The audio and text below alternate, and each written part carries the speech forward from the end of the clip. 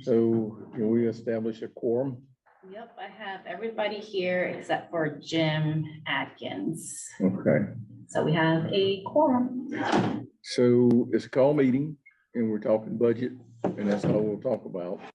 And you've been sent all the information I think that we have. If you have something else to bring up, certainly we have the privilege to bring up anything you want to bring up, as long as it's dealing with the budget. If it's dealing with something else, then it will be out of order today. So in the past, what we've done with this is we've tried to look at the AVLS, and that's a little complicated right now because some things that went on behind the scenes, more or less. The budget committee has been pretty kind, in my opinion. Don't tell Regina I was bragging on her, for God's sakes. Got it on recording. But essentially, at the end, towards the end of the year, Katie and Liz and Gabby are really good about monitoring this expenditures. And towards the end of the fiscal year, we have a choice. We can reallocate monies that haven't been spent, or we can let it go back to the state government. And former is our preference, and they do a really good job of that. So we've taken some monies that initially had been allocated elsewhere, and because we know kind of what's going on with AVLS, particularly as far as the airtime and maintenance, that's pretty much a hard number based on how many units we've got. We paid forward some of that, and I think we paid forward some extra equipment also that Tim had wanted to buy. So I think we'll look at that first, if that's all right with y'all. And then we'll look at the GEMS proposal, and then we'll look at those two regional proposals, and then we'll try to circle around and get it all back and figure out where we're gonna spend the money. Does that seem reasonable? So let's take a look at the AVLS right quickly if we can. You want the proposal or? the actual? Well, I I'm gonna think, have to work between two, so. yeah, I think what I would like to do, let's look at this for just a second. So does this tell us what we've got paid forward? This includes the proposals. Take all this larger so you can see. So the program management, okay, so AVLS maintenance, that one's off. We paid with that with total reallocated funds. So nothing has to come from the 25 budget for that. For program management, Tim Boone, he has a proposal in for 45,000. And then if we move into the airtime, that is where it shows he proposed 602,160, and we paid 271,646 with reallocated funds.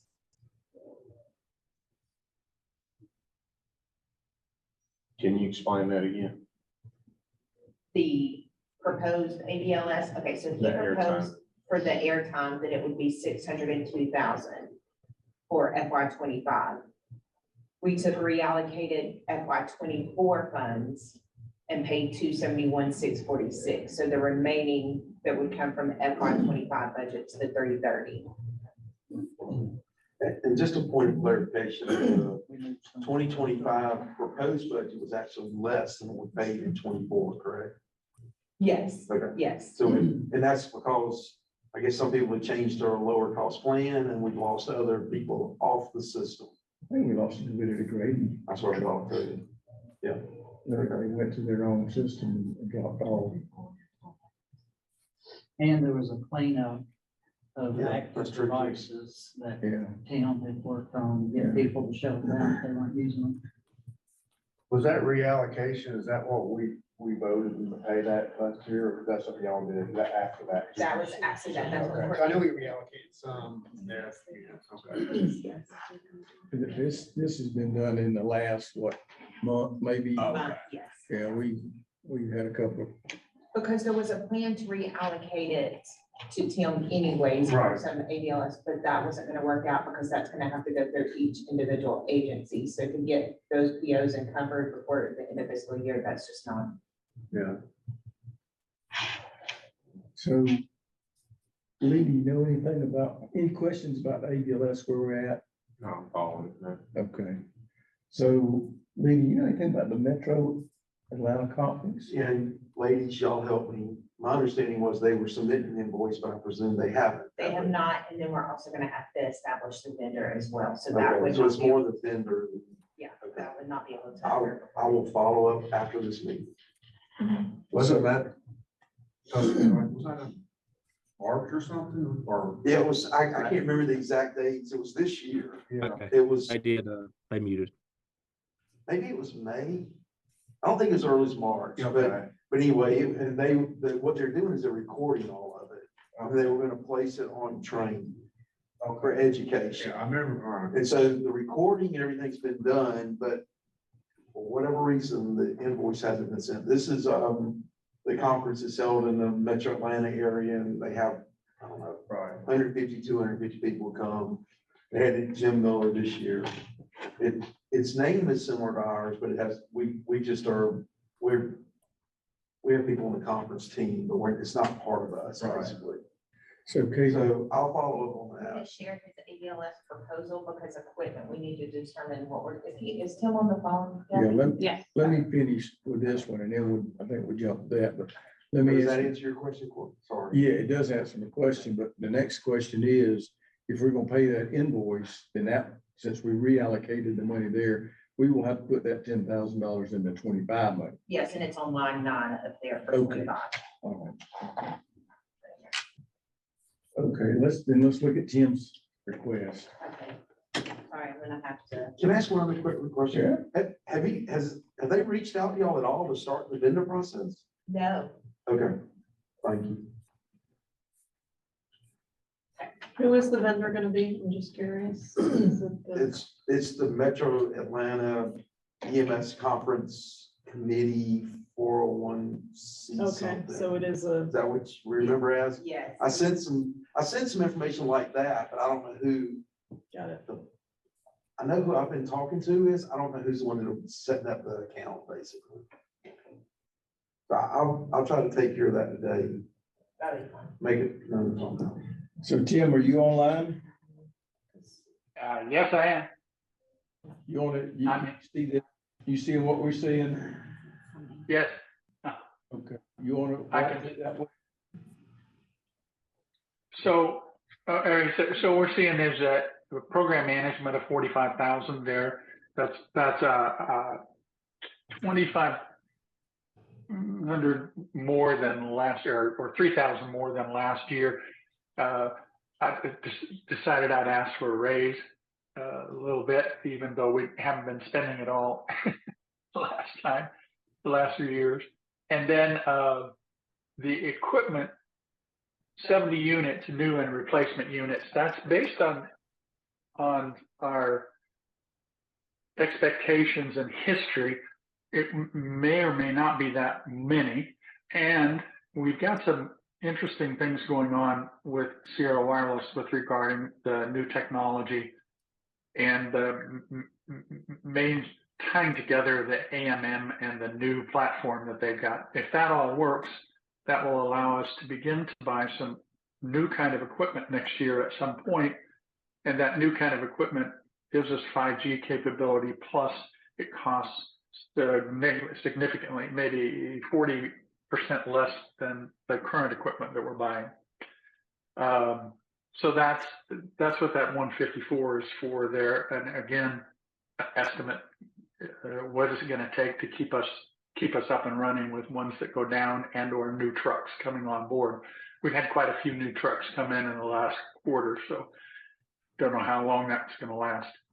And then the annual maintenance there, we've got about 1,000 units that we're paying annual maintenance on, and we're getting that paid in advance, or most of it paid in advance from leftover funds. That's the annual maintenance in the AMM that's there. And then you see the distribution. That's our best guess at how the year is going to go with the total 1,277 units that we'd be paying some airtime for over the year, the different carriers. And we've got our little window situation going. So those are probably pretty solid numbers.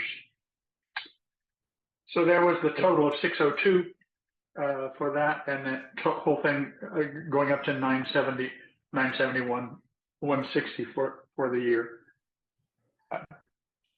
That would So be the high question side. for you, the difference between the 1,000 units that we pay, maintenance for versus the 1,200 that we pay airtime, is that new units that are under warranty? No, that's units that the agency themselves are paying the annual maintenance for. They buy their own equipment and they pay that maintenance for it and everything. We pay the airtime in some cases. Okay. Okay, how does this reference the stuff that we prepaid for? So we have to approve his 3,000 increase for him. We'll just we'll go line item by line item, because we don't have to do the maintenance. That's already been paid for. All of the maintenance. All the maintenance has been paid for. So the first line item is his, program management, the, 45,000. All right, anybody I'll make a motion to approve. I'll second the motion. have a motion and a second to approve $45,000, which is an increase for Tim. He does do a great job. Any other discussion?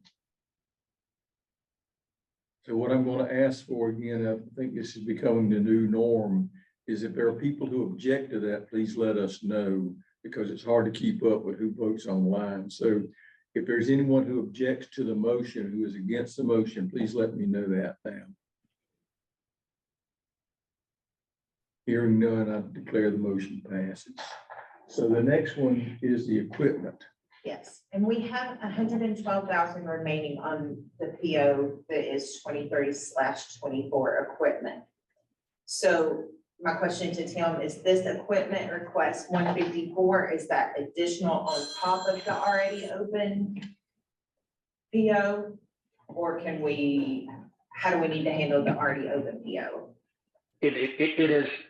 No, it is not on top of, it's what we have remaining this year. All we have to do is make up the difference between what we have remaining this year and the 154. About $30,000. Yeah, so what would that number be? I'm gonna, know. So while she's running that, I know. 42. It's gonna be 42. 42,000. That's pretty good, yeah. Good thing you got the bullet together. So did you have a question, Terry? I was just gonna make a comment, talking about new units where the state, no longer charging the fee for the ambulances. The services are probably gonna increase the number of ambulances that they have licensed, therefore it would put probably an increase in the number of new equipment that will probably be purchased that we haven't seen in the past. So when you're estimating numbers, that's probably something that's gonna change. Because I know in our organization, we're adding three ambulances to our fleet. So we'll probably see more ambulances, licensed ambulances than we have in the past. So Well, the other thing is the pipeline starting to clear up. it is starting to get a little bit better. So Tim, you got any comment on that? Well, my sense is, I think we've taken that into account.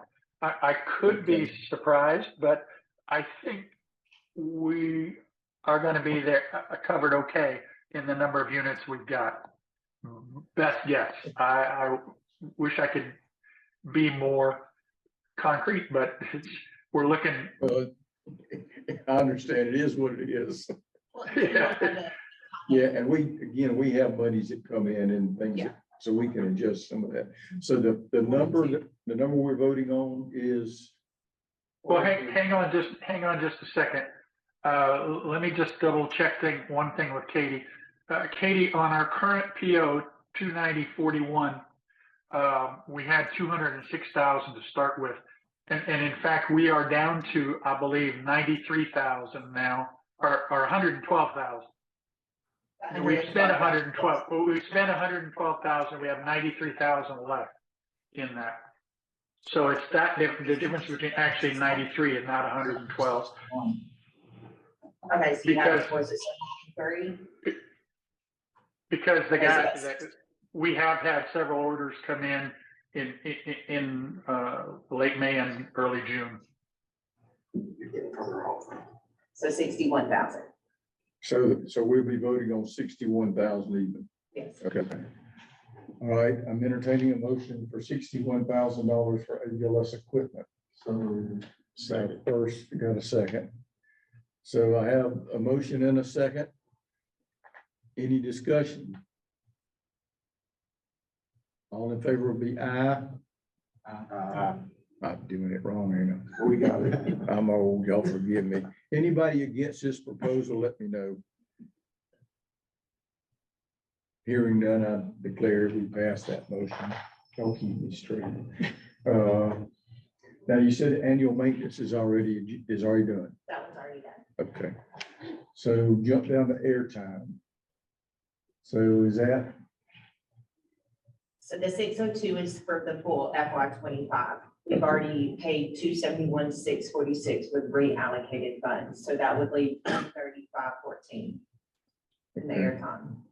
anybody got a question about that? I'd entertain a motion to approve that. Motion approved. I have a motion and a second. Any discussion? If anyone is against the motion, please let me know now. Hearing none, I'll declare it passes. So with that, we should have dealt with Tim's budget. Yes, I'll go back to that.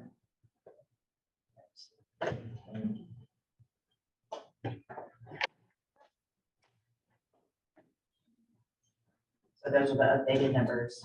Okay. So I think in the past, what we've done is look at the Jim's proposal. Does that sound reasonable? Yes, sir. So let's put that on the board. And we have got the expert in the room now.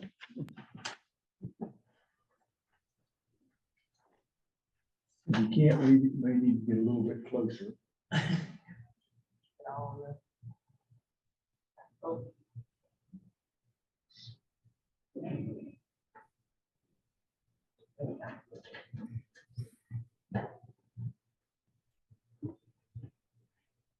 Their total proposal was at 1.8 and some change, 1.9, 1.9. a lot of change. A lot of change. Okay. I'm having a hard time seeing it with my poor old eyes.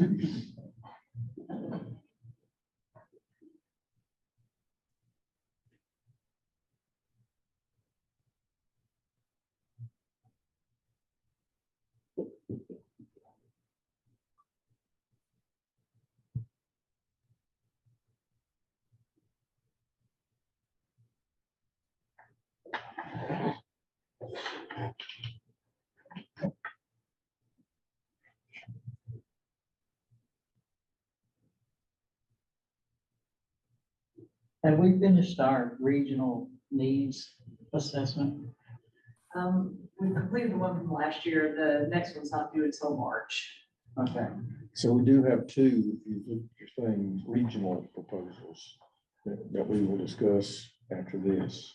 I'm just wondering, moving forward, how what we're spending on training lines up with our regional needs assessment. If we're meeting what they identify as their needs from region to region. That makes sense? It makes sense, but I don't know the answer to it. Do you? I think that there's a lot of opportunity to expand based on the needs assessment. One thing that we don't have here is pediatric trauma. And I think every needs assessment said that we needed access to more pediatric. I think Region 5 has got a proposal that we can discuss about looking at that. EPC is in there, you're right, but it is I guess that's not a requirement, that's an option. Let me throw out two other things. Well, that's just a shorter adult trauma class, right? It's just half a day instead of full day. What I'm is? just kidding. That's a 2-day class. I'll see Dr. Lindsay on you. So as you look at this, let me throw a couple of things out. And we're going to talk about, there are two regional proposals in place. One of them's a $20,000. I think the other's a $10,000. Did I say that right? So, And I may have a third when we get to that. well, Is it too late? it's not too late. Okay. I mean, but here's the deal.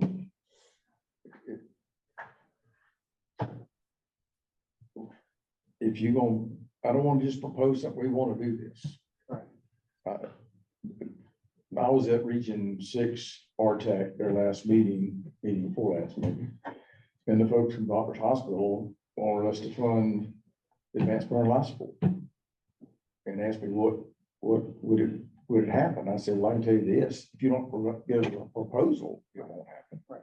And also told them, I said, the problem was you guys priced yourself out of the business. It cost $150 just to buy their card. But I never got a proposal. I'm assuming no one else did. Crystal and I've had some conversations about trying to develop a burn training, trauma burn. Of course, all burns are trauma, I guess. But trying to develop that we could teach it in-house or whatever term you want to use. We wouldn't be going to the Burn Foundation, who indeed I think is using that as a profitable thing. I'm okay with that. Can I just share, I know we're talking about budget, can I share something about that real quick? Sure. Recently I went up, my RTAC went up and met with Steve Youngren at Grady Burn Center. He used to be the EMS liaison for AR. Now he's Grady's outreach person for the Burn Center. And they have developed like an ABLS light, if you will, Mhm. that they offer for free to come out and do outreach. It's about a 3-hour course, and it sounds like the topics were great. We're gonna have them come down to our region to do that. If you want to come and see if that's something that instead of reinventing the wheel and take advantage of free training. And I think that's something that we've kind of discussed as well. If there's something more specific to Georgia that we can make more accessible. Yeah. then- And I know that Grady's might not cover the whole state, but if we can just get the information, then build on from there to share other places. Yeah, Okay. that sounds like a really good resource.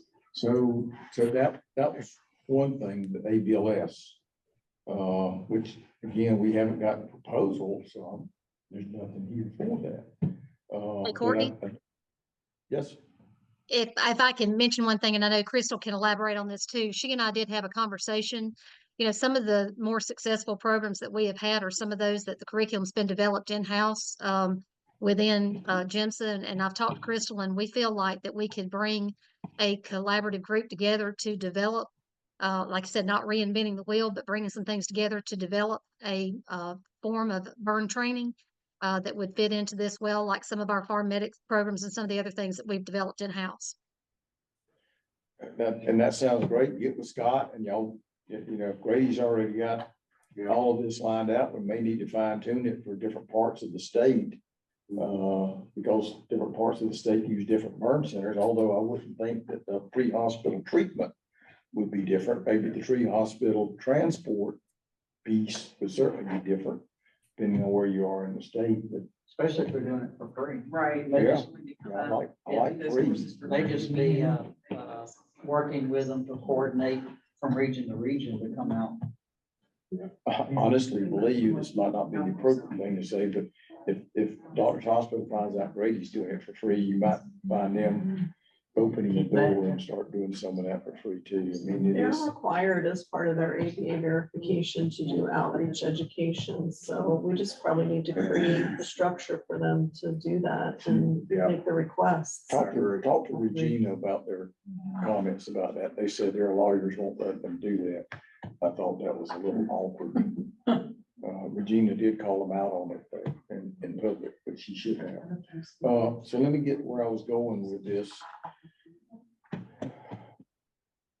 We have had some courses that we fund that have great outcomes. We've had some courses that we fund who have had dismal outcomes.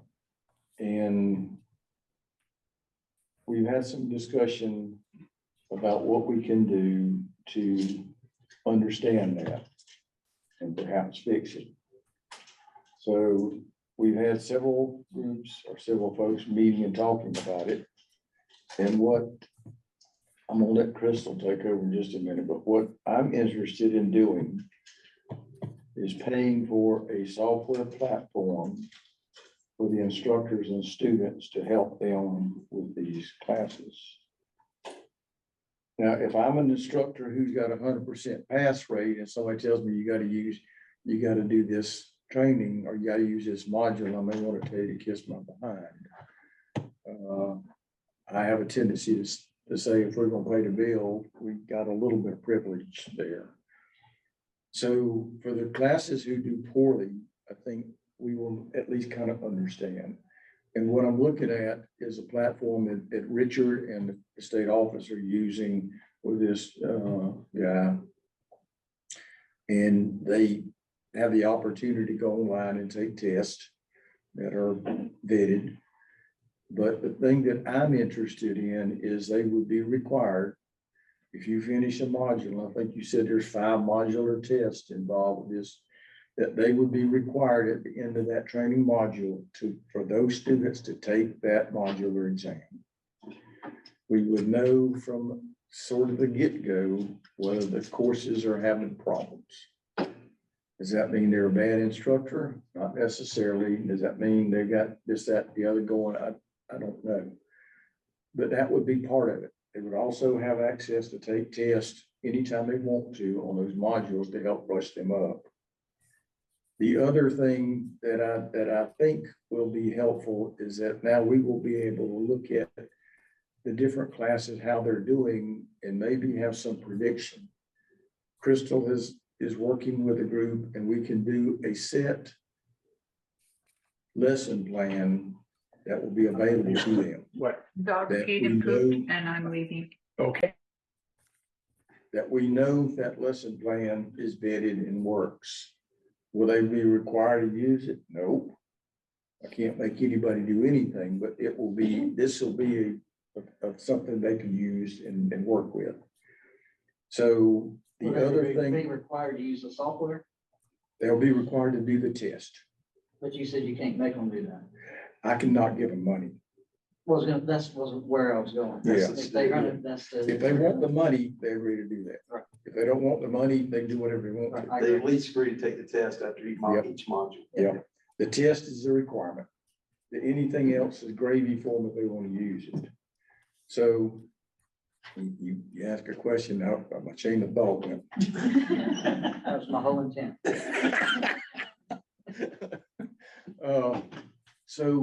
So the other piece that Crystal, if I say something wrong, you slap me. The other I'm piece closer. that you're probably better at it. The other piece that I think is important is that she can develop this in a way that when the instructor's going to put this on LMS, is pretty arduous, particularly for that first time instructor. And this will develop the ability to do that with them. So they can put that lesson plan on LMS without a whole lot of work. Because I know they need it, but I'd be willing to bet you they don't spend a whole bunch of time going line by line on it, but I could be wrong. Richard, if I hurt your feelings, sorry. Fill in my blanks.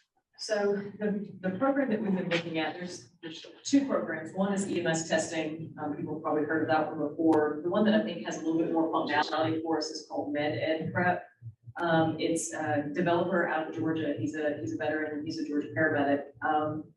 And the test bank that he's established is pretty big. So there's like kind of 2 buckets of questions. One that the students can access anytime that they say, I want to take a test on orthopedic trauma, then they can. And then the instructors have a set of questions as well, so that we kind of have like a validated, protected test bank. So the idea will be to create a set number of exams for any EMT program, think, EMS operations, airway, trauma, medical special patients, right? And then a final exam.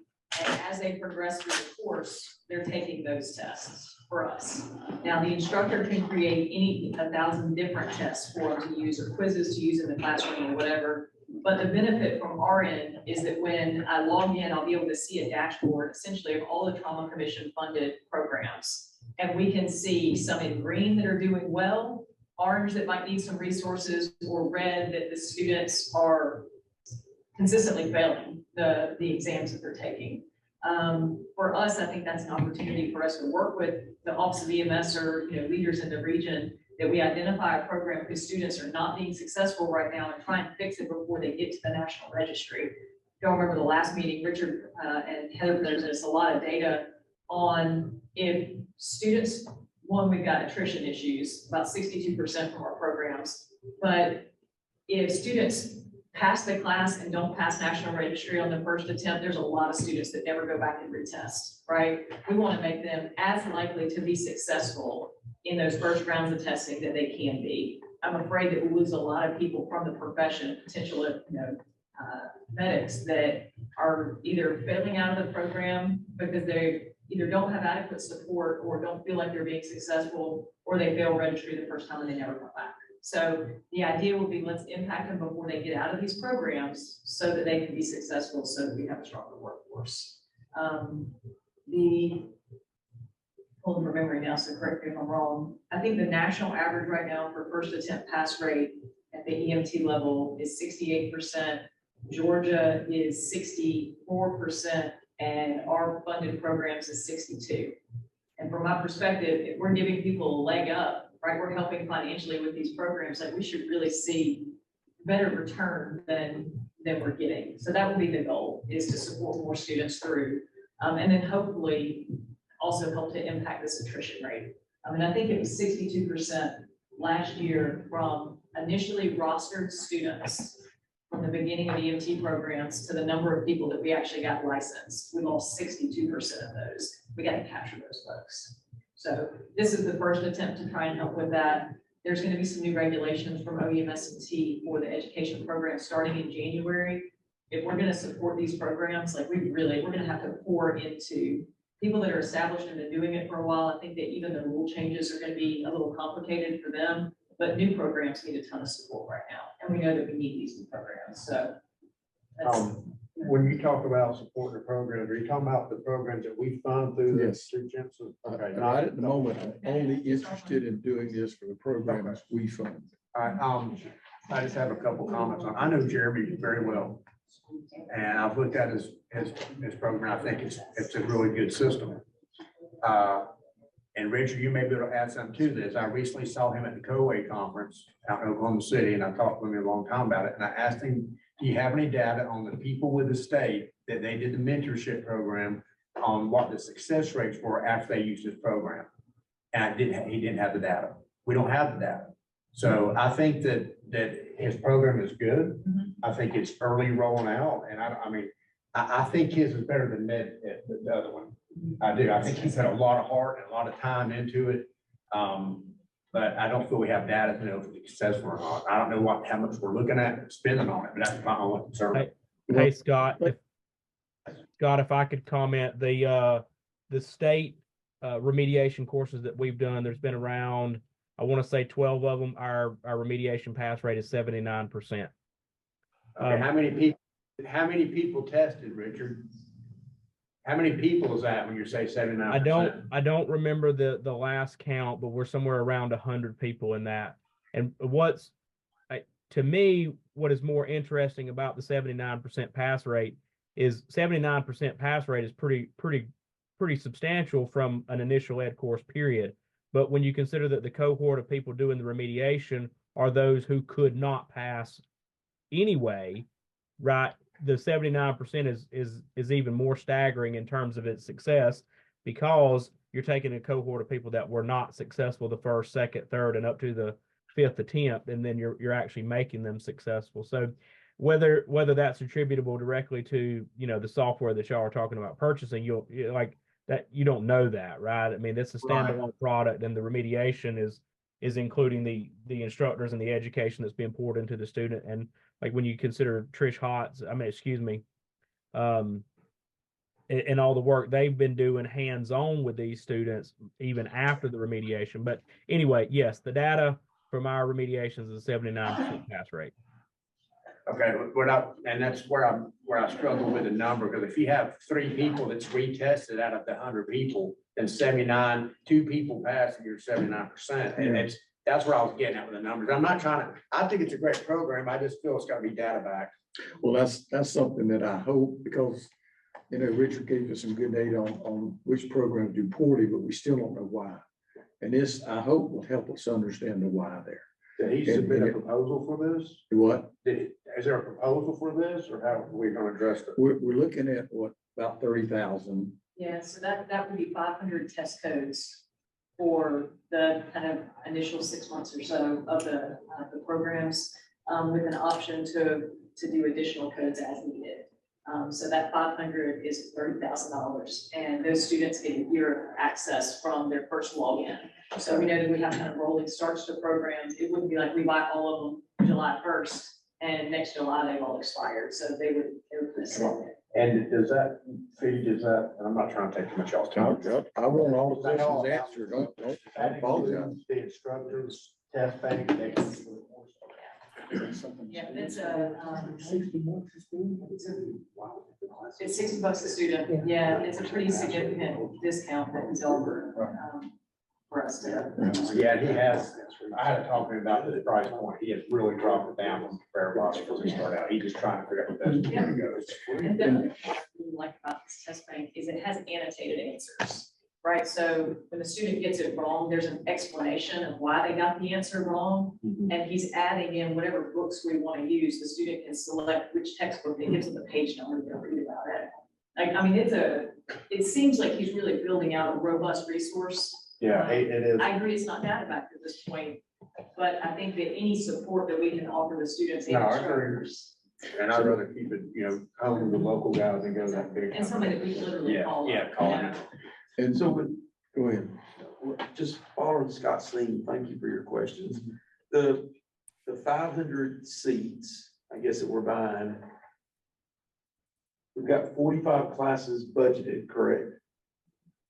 So what do we do when we run out of 500 seats? Then we would use some of the reallocated monies. Okay. We will have fireworks money that come in later in the year. That's what we talked about in that. So roughly, Kim, y'all, how many students did we teach? What were we at the top? 1,018 last year were rostered. I mean, how many? 1,018 students last year were rostered. So now you're talking about 90,000. Yeah, perhaps. Well, Well, no, 60,000. 60,000. Another 30, yeah. it's 500. 500 versus 1,000, that would double it, so from 30 to 60. Okay. So one of the things we've been focusing on right now is looking at the negatives of the people who do poorly, how do we fix that? The other thing that the instructor who's just hitting it, because we got a bunch of them who have zero attrition and 100% pass rate. I would really like to see their results, and if they're willing to over a period of time, start borrowing their teaching techniques or their teaching adjuncts, whatever you want to call it. If they got a lesson plan for orthopedic trauma and everybody bings it, then let's work with those folks to develop, to enhance the lesson plan and stuff. Because I don't see the tech schools changing their tunes. Y'all may hear something, know something, I don't know. So I think it's going to become more and more private, either private in a ambulance service or private companies doing training. And for us to be successful, we're going to have to work with them and they're going to be successful. So I'm not voting on that right now. I'm putting all of these different proposals out for you to think about. So any comments on the Jim's proposals? I'm gonna go to Region 5 and Region 7. I did want to ask Crystal a little clarification. So can you elaborate just again on the software? So is this similar to like what EMS testing? So it's a similar type. It's a similar type. I like the organization of it better, but the gist is the same, that you've got instructor side and student side that both can access and build as they want. Essentially, what we're talking about doing is building a template and sending it to all the instructors, and then they can add to, they just can't detract from. Kind of the And so the basics. students would, at the end of each module, would take this test, which we have access to That's right. the data and that. And he's also built into it an adaptive test, which is really important because at the EMT level, that's what the students are taking. So they have the ability to take the hard versus, easier questions and kind of navigate it that way. I think that's a useful practice for them. And this will be for any class they're in, or So just, the ones we fund, no, any class we fund, Yes. R or B? I know it's not B, but EMT. yeah. That's my intent, yeah. Now, having said that, we also fund EMR classes. So if somebody wants to do an EMR class that the state doesn't license, we would fund that.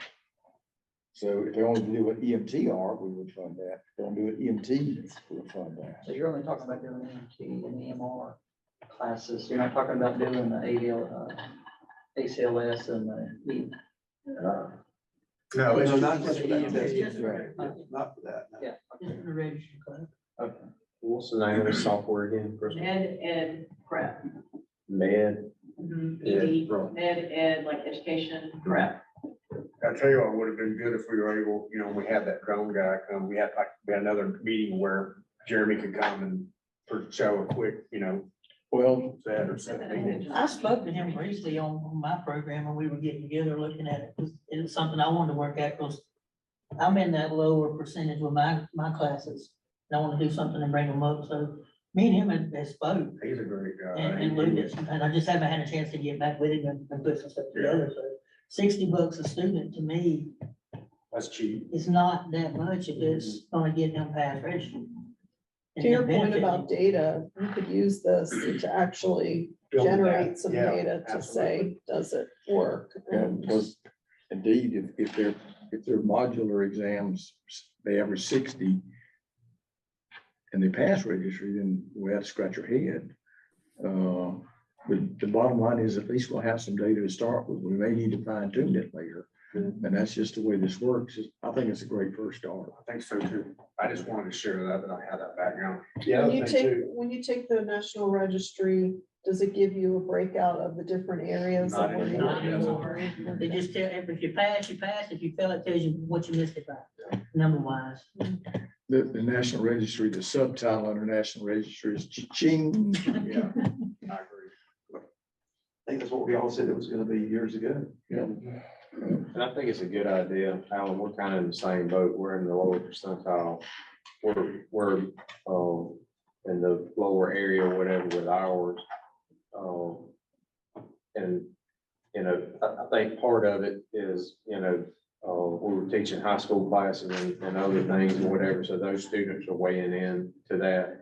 And I'm not making excuses, I think we should always be, all of us should always be looking for better ways to perform it, but I don't think you can always look at the score and say that program is not successful, because our program has been hugely successful, not only for our service, but for the surrounding area around us, but we're an underperformer, we're a low performing service.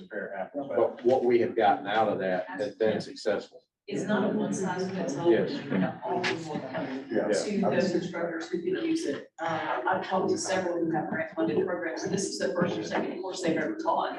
We'd like to support them so that they can be high performers and do a better job. That's, I think, the goal of doing it. We've also heard of some programs that we're not doing any testing because the instructors didn't have access to the testing. We're not preparing our students adequately. So it's certainly not to be punitive to anybody. It's trying to boost everybody up. I'm definitely interested. We already have money. Some things gonna get better, that's gonna get that one out there in the field. Well, so I'll look at the other two proposals and we'll circle around and vote on these one at a time. On this one. I'm sorry. and it Just might be, there's a 10% admin fee on equipment. Yeah. Kim or Kathy, you want to address that? Just take that off. Yes. Okay. So which line are The very last one. So that, yeah, it wouldn't be a 10%, it would be a total of, Just 15. 15 Okay. spent on, or if you give us the money, we'll spend 16.5. Okay. So what I'm gonna do is go with those other two proposals, and then we'll come back to this, and we'll vote on these, and then we'll vote on the proposals up or down. Is that fair? So there are two proposals that were in your packet. One was from Region 5, which was $10,000 to support pediatric trauma training. And from where I understand it, they're developing curriculum. They're going to do a symposium. I think Crystal's online. Crystal, if you could give us a brief overview of that, I appreciate it. So currently we do a PED symposium. It's been very successful, both in person and virtual. We've enjoyed the virtual simply because we're able to record those webinars and have them loaded onto Train, and we actually get to pay attention to them instead of running around. The Sim Day is exactly what it sounds like. It's a scenario-based day that we do, and what we're actually trying to do with that is also work with our agency educators and pediatric champions in the region to be able to take that back to their service. So one of the things that we're asking for is support of another PED Sim Day, and then also a PED Sim Day Train the Trainer. And then we just need some help with being able to have some additional equipment that services can check out. That was something that was kind of asked in our regional needs assessment. We do have a cache of equipment that we do check out, but because it is used often, sometimes things aren't available. And then finally, we've asked for some help with, just being able to record those webinars and get them loaded. While I do have the intellectual capacity to get that done on a very basic level, I don't have the time bandwidth. And certainly I'm only able to do that on a very basic level. So we'd like to be able to bring someone in that is an EMS educator, also a retiree in our region, that has been helping us a little bit with that. And then finally, while it's not necessarily in the proposal, I just actually sent out a text. I've been working with one of our other region partners. We're probably going to do a Sim Day Train the Trainer, a Sim Box Train the Trainer in some additional regions as well. Okay, so assuming we do this, we will work out deliverables that based on your proposal, and you will be willing to come back and give updates on how you met those deliverables. Is that correct? Absolutely. Any questions of Crystal?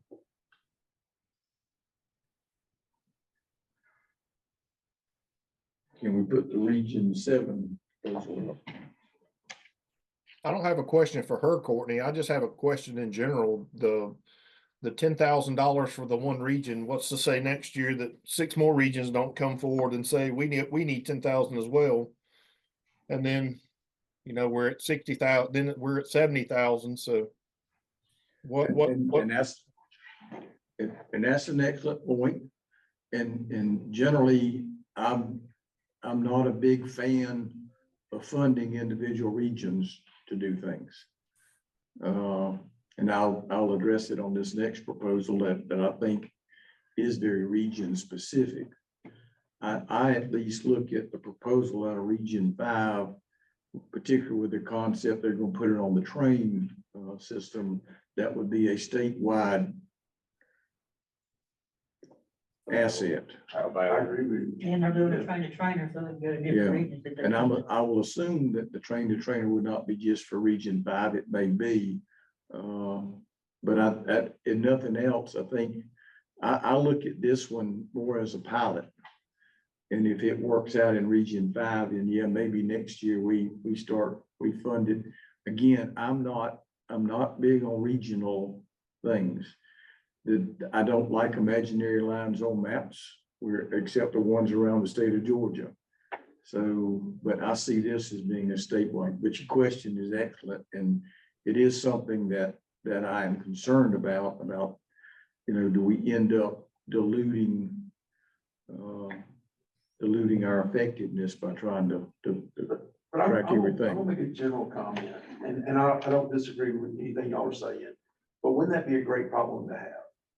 If we had 8 regions and now we're looking for money to do support education for trauma pediatrics, and we've taken money from 2024 and pushed it into 2025 because we didn't spend it all. So I don't disagree with anything you're saying, but it'd be a great problem to have if we had classes competing for Because they may have better classes. It would be a great problem to have if everybody was accountable for what they did. Well, I Courtney?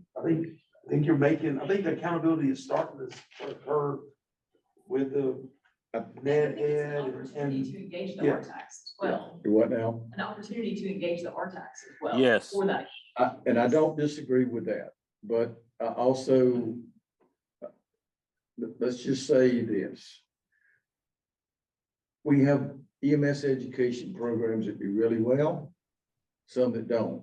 We have some RTACs who are kicking on all cylinders. Some may have a little skip or two. Is that a fair statement? That's a fair statement. Okay, so my point is if that service is, it's easy to come up with an idea. Extraordinarily easy. Anybody can come up, I can come up with an idea here. And getting it done tends to be a little bit more problematic. So Courtney, can I make a comment to that? Sure. I just wanted to mention, and again, what we want to do is we want to be here to help facilitate whatever we can. That's what we're here for. But one of the issues that we're seeing is that a lot of times with some of the regions, and again, just like you said, there are a couple of regions that their RTACs are really doing great things and they don't need, really a lot of assistance from us. But some of those other regions that are wanting to get some of these things done, what they end up doing is they reach out to us at GEMSA to try to help backfill and facilitate what they're trying to do within their regions. And again, that's what we're here for. But it does become a little bit of a struggle, when we're looking at an entire state of how money is distributed, how classes are disseminated across the state. But we have had that over the last several months. Particularly, I actually received an email yesterday on one that's what they're doing is they're trying to do a symposium in their region, and they're wanting us to help provide speakers, content, and that information. So that is what we see ourselves getting into sometimes with a lot of the regional programs. And I just wanted to put that out there as food for thought.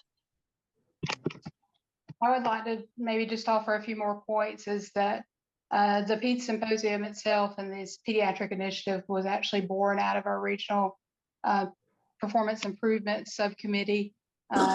Crystal, we have moved on. We have moved on. We're on the next proposal. Thank you. So Okay. the proposal from Region 7, I'm gonna be honest with you, I've got some heartburn with this one. And I got friends in Region 7, at least up until today. Not sure about tomorrow. If you read this closely, you'll see that they're trying to develop an app for the Region 7 protocols. That's part of it. And it's not something I'm interested in doing. So y'all tell me. This is a regional specific, and this is what worries me about those concepts. If it's a regional protocol or a regional concept, then I would prefer that we not fund it. so Having is said that, anybody read something to speak on that? I'm present. Dwayne, how are you, sir? Hey, Dwayne.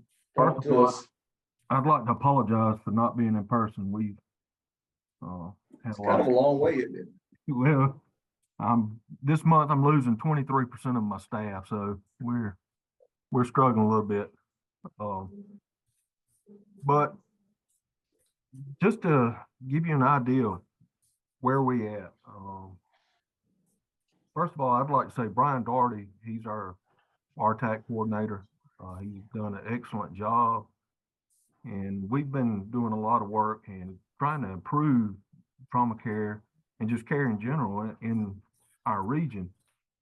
So, we've kicked around some ideas on how to get participation because that's after COVID, everybody's scattered to the wind.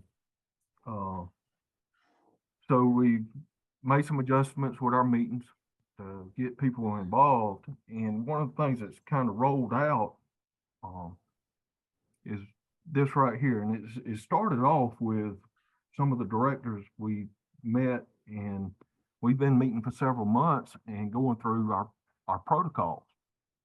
And when you sit down and you look at the different services in Region 7, the protocols were all over the spectrum.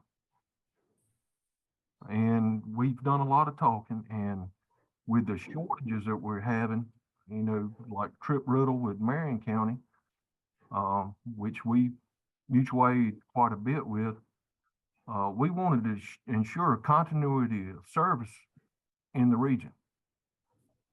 And we share medics. I mean, when you may have a kid that he may work for 3 different agencies in Region 7. So we sat down and which was a great feat in itself, getting all the directors to come together and say, hey, let's all look at common protocols amongst all the services. Which also led into an educational aspect of it, is services that weren't quite up to everybody else.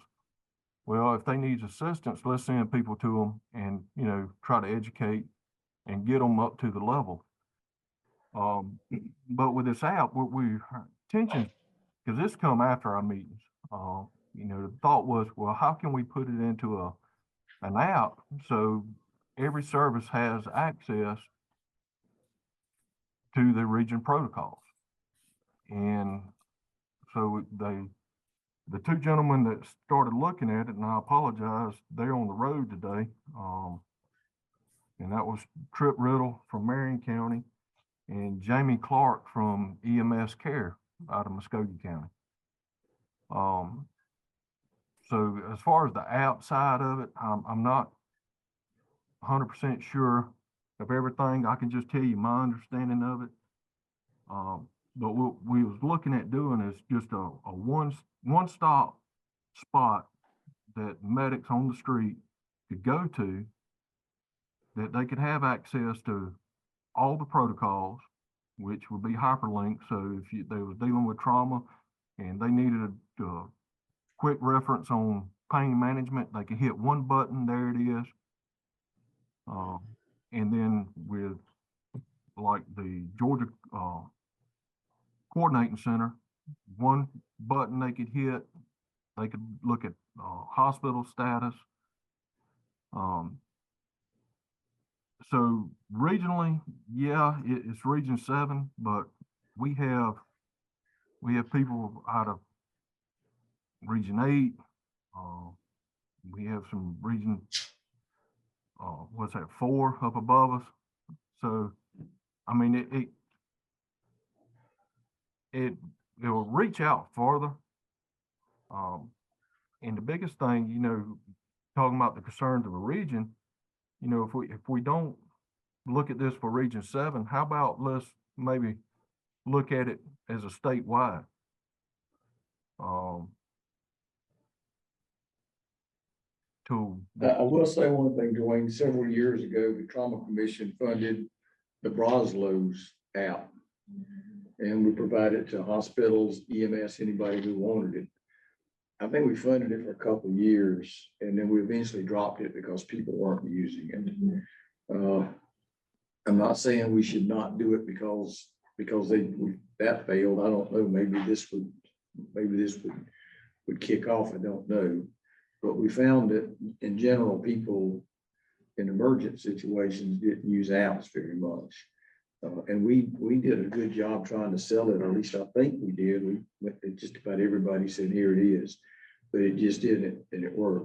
The other piece, and I'm certainly not against looking at it on a statewide basis, but you know, when your proposal says we're gonna brand this for Region 7, and if we take $20,000 and run it out of 10 regions, then we're looking at $200,000. So I would encourage you, and again, we'll vote on it in a minute, but you might get more horsepower if you did look at it. But the problem that you're gonna have, and it sounds like y'all done some really good work in Region 7 on meshing your protocols between the services, but we still don't have a statewide protocol for anything that I'm aware of. That was a question I wanted to ask, was how are they addressing the difference of protocols between services? Have all the services agreed to one set protocol in Region 7? Pretty much so.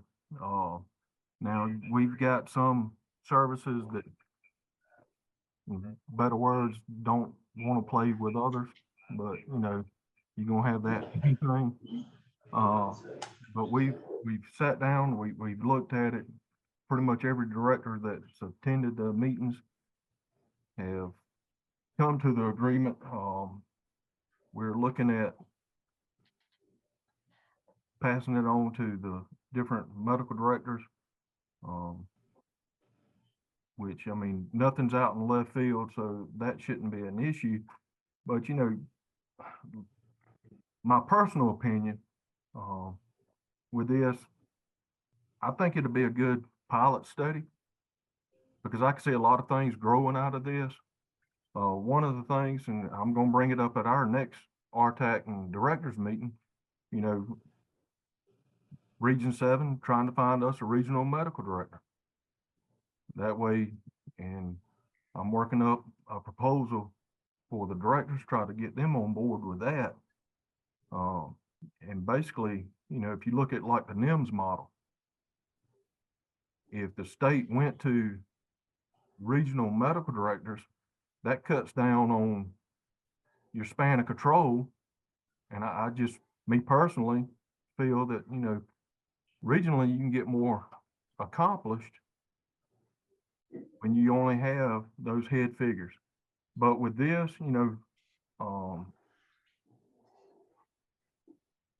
I'd like to see it as a pilot personally, and you know, and just see it how it runs for 1 year, and maybe it runs out to where, you know, we need to put this as a statewide program.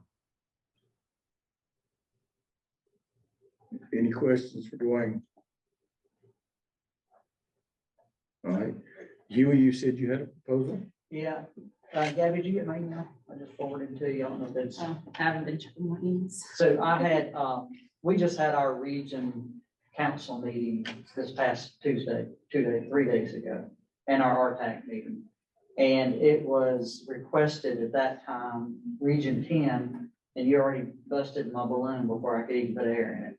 Region 10 is seeking I'm getting better. to start doing an annual conference in partnership with the local hospitals, particularly level 2 trauma center, Piedmont Athens, and of course the level 4 trauma center here, but all the hospitals in the region, and doing a multidiscipline 1 or 2 day conference in conjunction with the hospitals. And they, again, CEUs would be, you know, generated for all the attendees.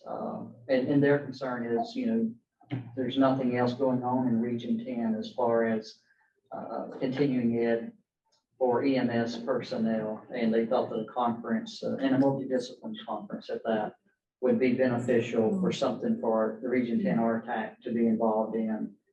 And the council supported it. So I had told them then it was very short notice that we were meeting today, and had told them that I would definitely bring it to this committee's attention, you know, that there is sometimes residual money that we have to earmark for programs.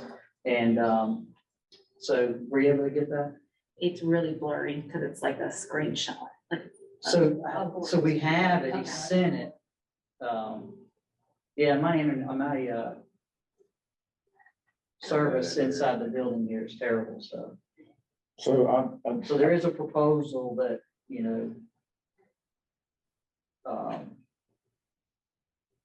but anyway, so there's that. And so I would like that to be considered. And I would think that, you know, $10,000, they did not put a dollar amount on it. But it just to help them get this conference up and going and then moving forward. Obviously, there will be sponsorships and stuff like that to help fund this conference moving forward. But so I would put that request out there as well. okay, And so then you got to ask for 10,000. Is that where you're hitting? yes. Any questions of Huey? I think, and I'm not against regional programs. And it may sound like I am, but I am interested in one day us having some kind of coordination to all of this. I know. So. Well, this is coming through RTAC, and that's where Crystal, That's your coordination. that's where she comes into play in this. And, you know, obviously it wasn't in her position, it wasn't her, it was my request at our meeting today to bring this up. And they're wanting to do this year. So Who is doing that? I think one of the issues that we run into, and I wanted to ask Crystal this too, I just assumed for Crystal's proposal, the 10,000 would run through Navicent. Because that's who's buying the equipment, is that correct? Yes, that would probably be the easiest way. And again, the 10,000 doesn't pay for everything. You know, our other regional hospitals, Fairview, Piedmont, Atrium also contribute, as do some other private vendors. Can I just maybe offer that maybe just as a deliverable for them, that they also record a certain percentage of hours for the train so that it becomes a statewide benefit? And then for yours. And so Region 10 is through the RTAC, but it would be the Region 10 has a Directors Association, which is a nonprofit 401c3 that the monies could go through, as far as if you're worried about who it would go to. Well, yeah, Crystal and I brought that up, but I don't know that we've investigated if we can, they'd have to become a vendor and all that. Yeah, that's the goal. Because we, if you guys remember back in the days of the regional improvement grants that we used to do, a lot of it was we dumped money into things that money just sat there and it just never got used. And I know it sounds like they've got the D plan or whatever, but if it's through vendors that are already established, it's much cleaner. Well, so Region 10's history, to be quite honest, Region 10 has had the largest EMS banquet every year in Georgia for years. I mean, it's larger than the state banquet. And for the purpose of simplicity, years ago, when we brought the banquet back, if you will, Glenn Henry, who was a long time Region 10 person, he actually just volunteered and said, I'll do it through my personal account. And so we kind of operated that way for years. Well, then it got to where when we were doing sponsorships, people were not going to write checks to an individual or have money going to individual accounts. And that's when the Region 10 Directors Association was formed, and they did the paperwork and developed the association so that they could receive grants and sponsorships and donations and what have you on behalf of Region 10. So, and that's where this letter, Ronnie Almond is the director of the association as we speak. And again, this is for through the Region 10 RTAC. These discussions are being made and supporting that region of EMS providers. Courtney, I just want to say something about, I feel I looked through all the bylaws and through everything that I've been, it's my second budget process being through. And I feel like this year, I mean, I wasn't made aware in my region or as a member of this subcommittee that it was possible for us to put in for grants for this budgetary thing from here. I thought that we were using that, we had the vendors that were already there, anything proposals we already had, they came and they made proposals to our group. And I thought that was the end of proposals. And then this came out and we have this. So did I miss communication that grants were opening for other, hasn't always been open? And I agree with your train of thought. I praise each and every one of these people for wanting to expand care. I really do. But I just don't know if we're about to fragment it more than it's already fragmented. It's what I feel we're about to do. And that's a huge concern. And we have done it for years. I mean, we paid for the what's the disaster trailer in Region 1? Yeah, but we've done a lot of things through the years. And so we doesn't make them right. Yeah, We don't- No, the process has been there, that the regions have come to this Your agreement. point's well taken. I don't think we've ever sent out a formal, this is what we're going to do. And quite frankly, it may be something that we don't want to do. Although I think Lee's point's well taken. If we got somebody out there who's innovative and comes up with a great idea and we can help fund it and it helps the EMS community as a whole, then I think we should try to do that. But it will be kind of a catch as catch can You know, and again, I'm not hitting on Dwayne's, but I guess I am, I'm sorry. But it was just region specific. I'm not necessarily against Huey's, but I don't see any budget. And we're really not sure who the vendor is gonna be because we don't have that in writing.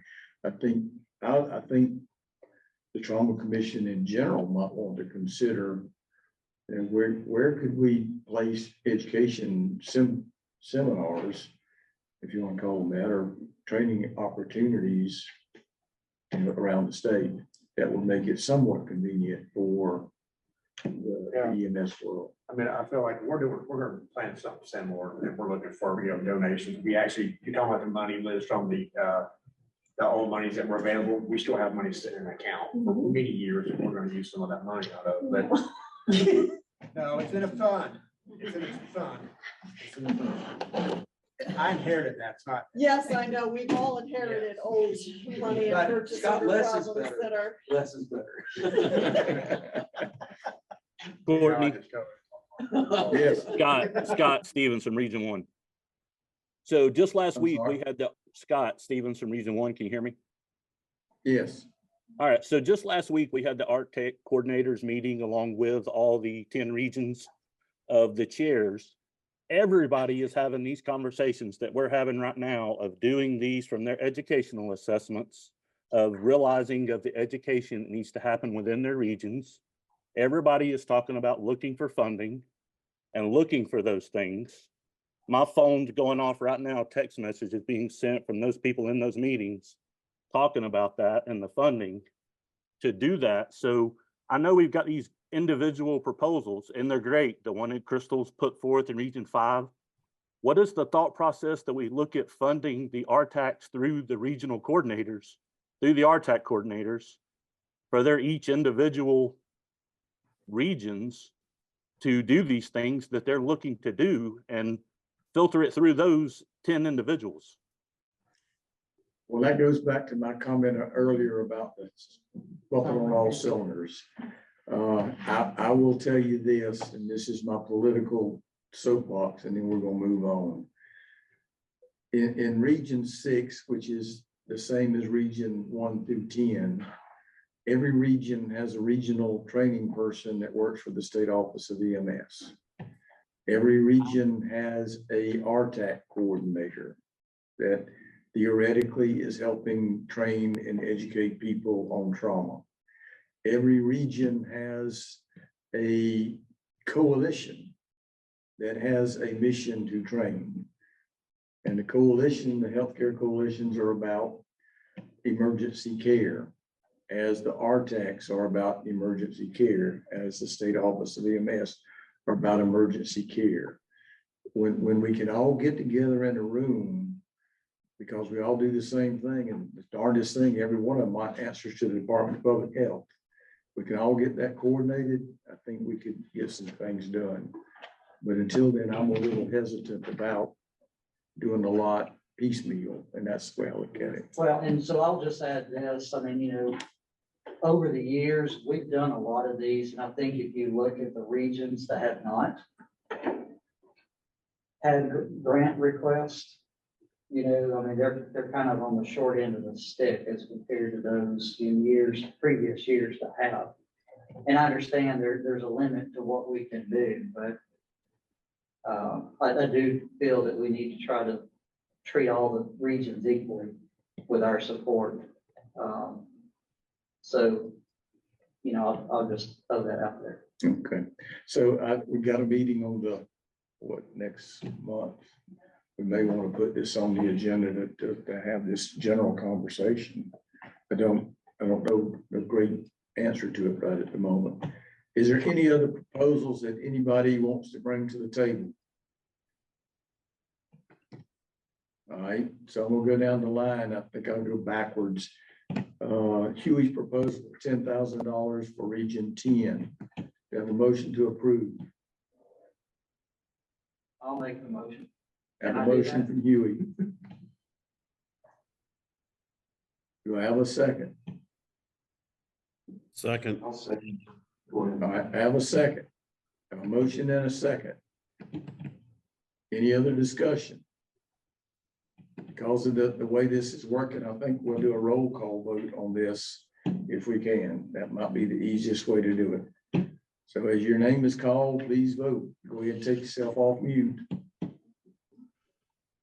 Courtney Terwilliger, No, Lee Oliver, that's you. I know, no,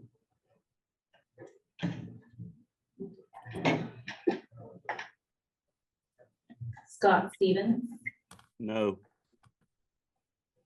Jeff Adams, No. Pete Quinones, Pete's texting me saying no.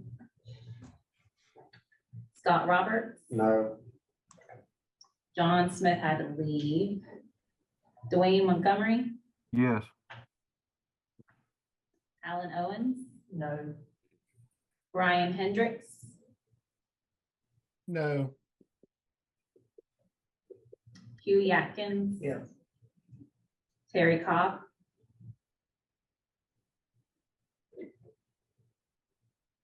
It doesn't matter. It's already been shot down anyway. We're gonna give So Terry.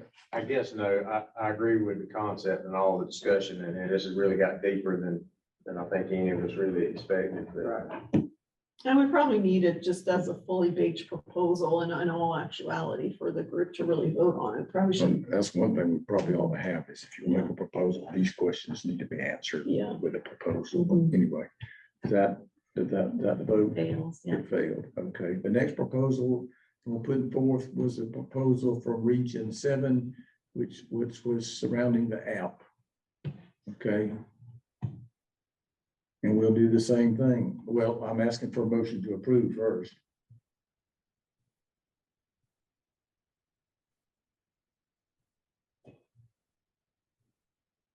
Can I make, Hearing none.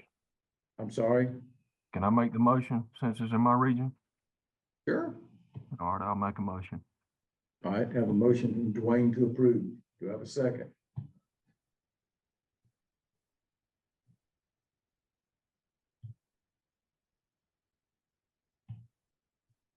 Hearing none, declare the motion out of order and we don't move forward on that one.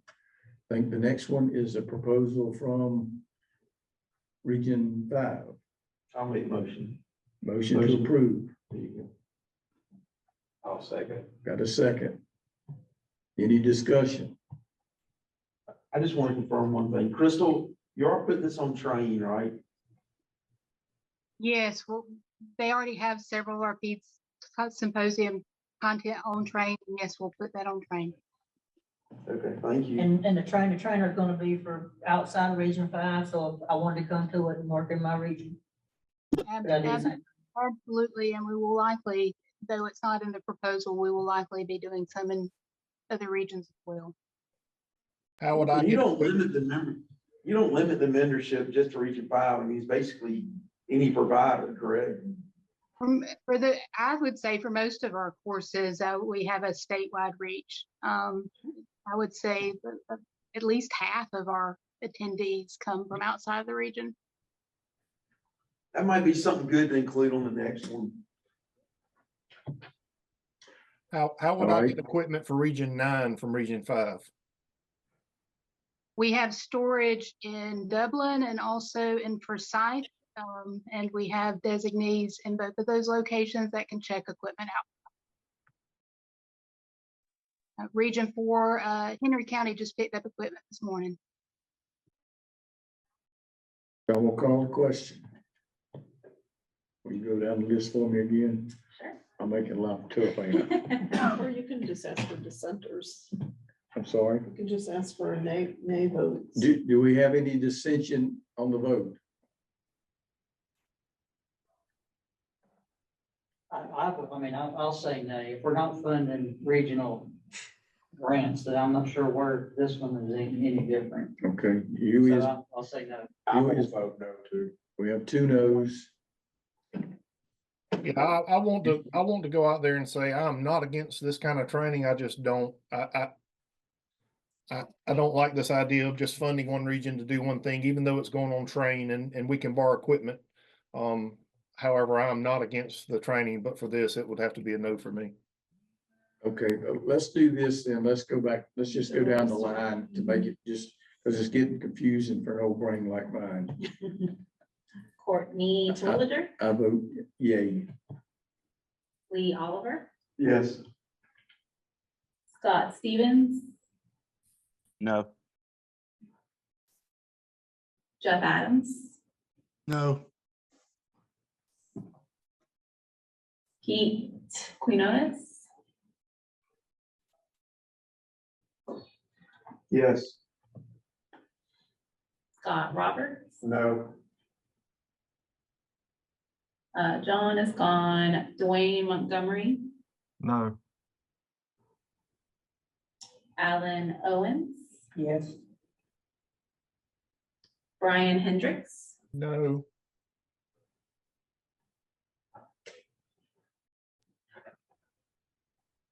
Huey Atkins, No. Terry Cobb. Yes.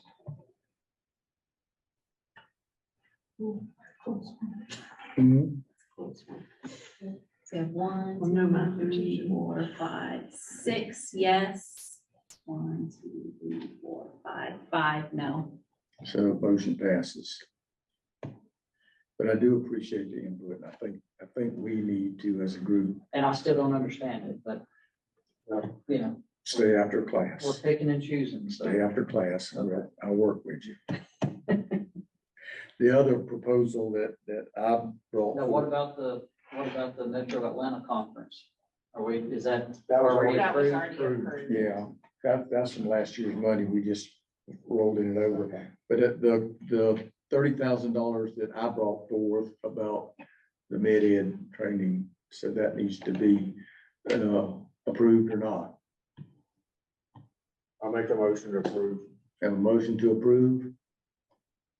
I'll second. We have a second to approve. Any discussion? I do have a question about it. Certainly. So we've got X number of seats, Yes, sir. 500 if I understand. Yes, sir. Are we approving just the 500 or are we approving additional seats should they be needed? What we're approving right at the moment is $30,000 to do the 500. Okay, and then when they're gone, they're gone. Well, we feel comfortable that as we go forward, we will be able to fund those with monies that are reallocated. Well, I think also, just one more comment about that is that 500 will go to the first classes that come up. And it also will give us an opportunity to evaluate those students if it's successful or not, if we want to continue. Yeah, you'll have some data to drive it. So that this will be for 2025 classes approved through the association. Yes. That then Crystal somehow attaches this education component to 24 students in a class of EMTs. And then Crystal, I'm sorry, I'm just using you. Yeah, that's fine. Crystal is going to be the administrator of it to make sure that those 24 people actually log in and do it. But she will not necessarily be able to police those 24. The instructor will be responsible to make sure. She will hold the instructor responsible. The instructor will be responsible that they take the modular test. I guess they don't get the remainder of the grant to finish the class if they don't. There you go. There you go. There you go. So, Yeah, if I could speak, okay, with the EMR ENT grants, I do send out contracts with the lead instructor and the service to sign. So we can add that in there, and I made it to the point where every paragraph is initial. It's not just signed at the bottom. You're reading every paragraph and you're initialing, and we can add that to the component of the contract that they sign, and if they don't hold to the contract, we can add it down to the bottom. If you do not hold to this contract, you will not get the remaining funds, which is the instructor fee, either the variance fee or the jump bags and the safety vest. So I'm not going to add to the motion, but I'd like to make a request as part of this if it's approved. Because I'd like Crystal, you or whoever to give us an update on this at our meetings. That we know it's progressing. I certainly would. I think we need to track it. I had Dwayne as a yes, but he was actually a no. so What, we just need to unfortunately- clarify if Dwayne was a no. Dwayne, Or Region 5. on the Region 5 proposal, how did you vote? No. Okay, So we good? It failed. So it's It failed. five to It six. fails. Okay. That's 5-5 is kind of. And do not confuse me with the facts now. So Region 5 those as well. So we're getting back to the training thing. Did that answer your question? Yes. I think it's a great concept. It's just, I don't want it to be something that we do, we fund, and then, oh, we're talking about it next year, now we need $60,000, and we haven't heard if it's Yeah. working, if it's doing I agree, anything. Lee. That's why I said Yeah. stuff about the I data, think but that's- it's to give us an opportunity to get Yeah, I think that's a very valid point, and that's one of the main reasons to do it, to see how these. And then the big measure is the pass rate of the students in the class. Yeah. I mean, beside all the data, It's we had probably, 100 go in and we had 90% come out. it's probably better to call it like a pilot, just to kind of see how it.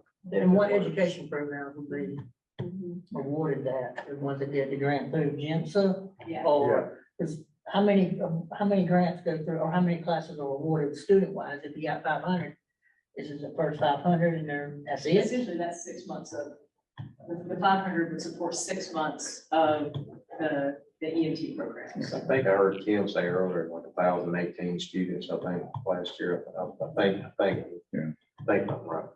So I'm using me as an example, I'm just a request for advanced EMT coming up.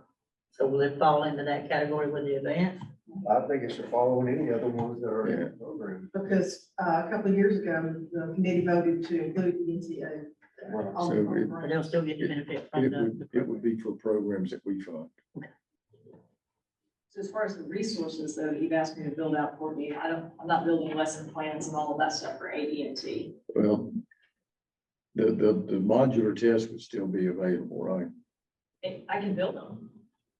That'll just be kind of outside of what we've covered, but I can make a test. Okay, I'm happy to make a test. I appreciate that attitude. So any other questions about it or discussions?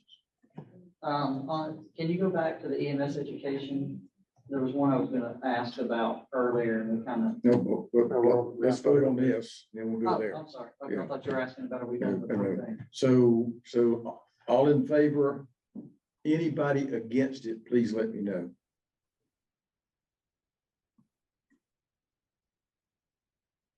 Hearing no dissension, I declare that that one passes.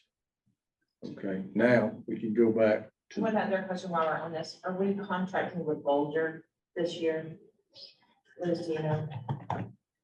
I thought we were. Yeah, we're gonna Okay, have so to I'll leave it extend on that, cause yeah. All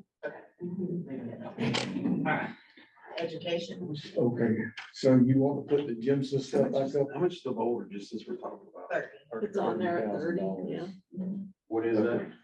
Eileen Bolger's Oh, out of Washington State. She's a trauma surgeon who has done extensive work in research on pre-hospital trauma care.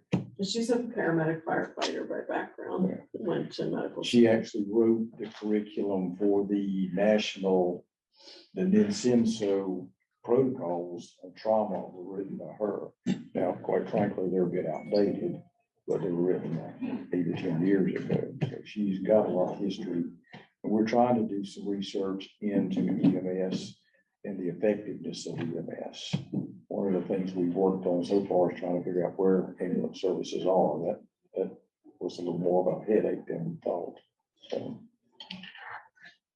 So Huey, you had some questions? Yeah, I was just, the number 19 or 18 or wherever, I guess it's 19, the mental health first aid.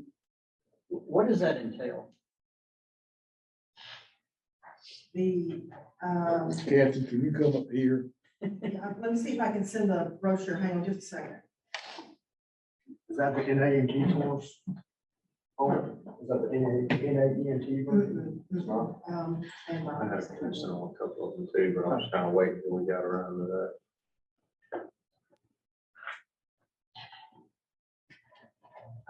Gabby, should I send this to you? Yeah, you can.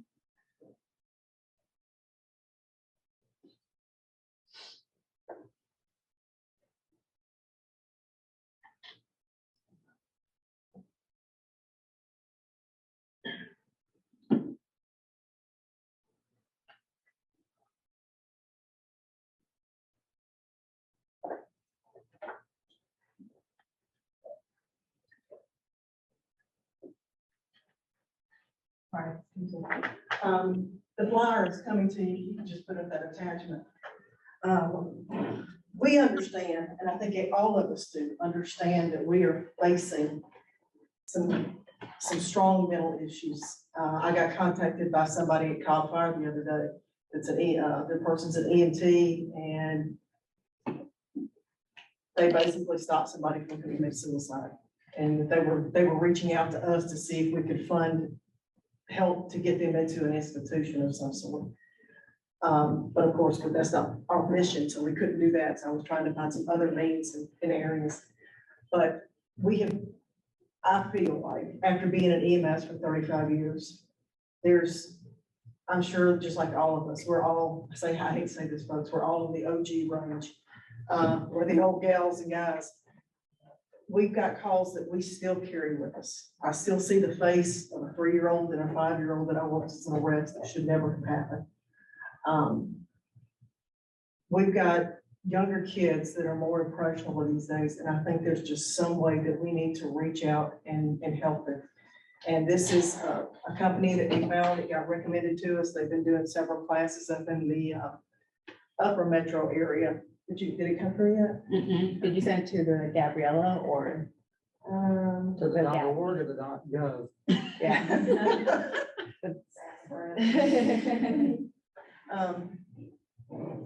And it's a company that will come out and we can do up to 50 people at a time. It is definitely a pilot program. I have not attended this company. I've also been contacted by Dale Simmons out of Chatham County. He's the chaplain down there. Him and Scott Dakin want to do some mental health stuff. I don't know if y'all realize what just happened down there. Everybody know that Carol Crockett just lost her husband. And the same venue, the same week, there was dispatcher's husband that got killed on a motorcycle. And then right after that, the same week, somebody else got killed. So it wasn't a good week for them. But just reaching out and trying to find some help and definitely giving it as a pilot program to do for people to be out there and be peer counselors, to be able to talk to people. I know sometimes when I was at the cab, I went through Dr. Smuckler's class. I don't know if any of y'all remember that class, but it was an opportunity. Somebody from the cab may not talk to me, but I could have stepped next door to somebody who didn't know me and talked to Gwinnett or talked to Morgan. And we had a group of people like that. And that's what I'm envisioning, that we can develop this across Georgia. And where, if something's going on in Morgan County and Huey's having an issue, then Huey knows me, so he's probably not gonna want to come talk to me. He wants to be very open. So he could go over and talk to somebody in Meriwether County. So that's what I'm trying to do with this program. I've reached out to the state to try to get their government program that was set aside. I've sat down and had meetings. I've talked to the person that runs that. He is adamant. They are only going to do 4 classes a year. And they're going to have very, very strict rules. And I asked, even if we fund this class, can you have another one? Nope, can't do it. I spent a lot of time trying to get this because I realized that there's some issues out there with people's mental health. And that's what I'm trying to do with this class, is find some avenue to help these people in our services who have killed themselves or not stopping from themselves. Kathy, if I could add one more point to what you said there, is that one of the things that we get the most requests about, or that, people are constantly calling us about, is actually how to even access the system. They don't know where to start.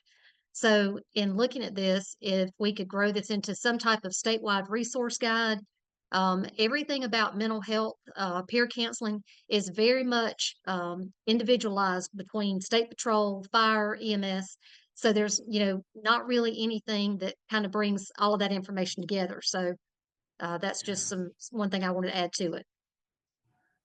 So Kim, I'm not going to speak against this because it is a gut wrenching situation, but I will tell you, I am extraordinarily ill at the state government. And the fact that one individual is hamstringing this whole operation. Yes, sir. I think Bill Hitchens I can't remember his name. created that bill.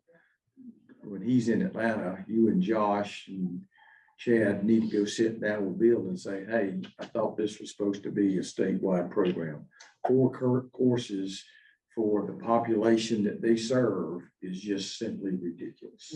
They would only allow like 25 to 30 people in class, so we're talking 120 people in all of public safety per year. And Gabby got the flyer that came from this company. And So Courtney, the contracted group on this, or the group that's been talking to them about this, they called us. They had no idea even where to go for information, statistics, and they were very, I guess, not negative, but they just didn't really even know where to start. So those have been conversations that have been ongoing now for over a month. And so how many people are in each class? They said they could take up to 50 people per class. Okay, and what do they charge for the class? I'm thinking it's right at 2. I'd have to go back and look. I've had so many numbers running through my head. But y'all were doing 5,000 per class? I didn't say that. Is that what was on,